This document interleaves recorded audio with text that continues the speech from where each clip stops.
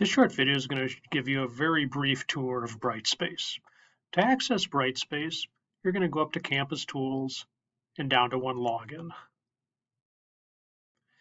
If you don't see the Brightspace app in your frequency right here, go ahead and go to Carthage Everything and go ahead and click on Brightspace. So the first page that you get to is your own personal home page.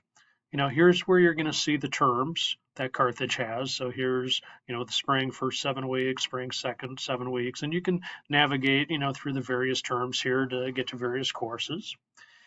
I have an announcements piece right here, work to do. And at the very top right here, you have what I call the waffle iron, where this is going to be like your most frequent courses here that you access. And I can also pin courses to the top right here. So for example, if I hover over one of my icons right here from my courses in the term, I can click those 3 dots and hit pin, and it'll pin that up into the waffle iron right there for that course. And so you can see now it is at the top. There's also a messaging app in here. When you send a message through Brightspace, it goes to somebody's Carthage email. You have subscription alerts, things that you might sign up for, for discussion boards and other things that might happen with assignments. The little bell here is just like normal, like update alerts that you might get from the system. And when you click on your name right here, you're going to see where you can change your profile, notifications, and a few things, and account settings. So I have videos kind of like describing each one of these, but if you're an instructor, you're probably more interested in like what is happening inside the course. So I'm going to click on this course right here. You notice that it says inactive.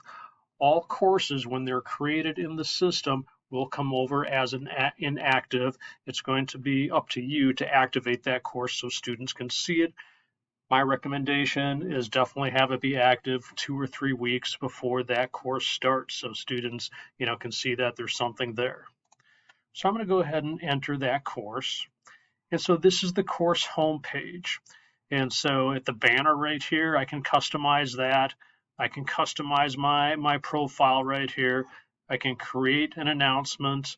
And I can also have like a calendar of those announcements to go out on certain days.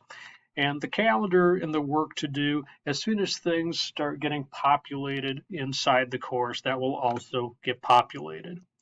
So I'm just going to scroll across the top here and kind of explain how some of these work together. So as an instructor, the course admin right here, this will definitely get you to like all the tools that you have available at your disposal. However, your most common tools, that you're going to use, I've already put them right at the top. So going from left to right, quick eval, that'll get you to all the content that that requires your attention, whether that's assignments, quizzes, something that you need to act upon will be in quick eval. You can also do that through content, assignments, and quizzes, etc., but that's just a very brief snapshot, letting you know what you need to do. Content is where the design of the course happens. And so on the left-hand side, you're going to be creating units or folders. I'll have videos obviously like showing you how to do that, but that is where that folder structure is going to happen. From left to right then, we have assignments, quizzes, and discussions. So here's one of the kind of like the big differences I would say in this system is I can create my assignments and quizzes and discussions in here and then insert them into content, or as when I'm creating content, I can then create them on the fly as well, and they will still end up in assignments, quizzes, and discussions.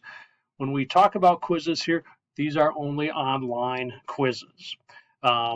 And assignments, of course, or things like paper assignment, in-class exam, presentation, anytime that you need to create that normal grading slot. Your class list right here, this is going to show you everybody that's in your class, where you can email your whole class. You have two different options for emailing. I can either select all in email or email the class list from up here.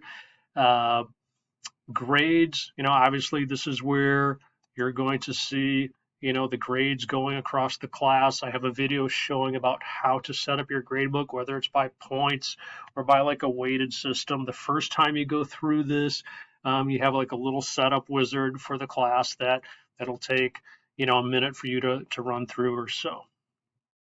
Class progress is something new.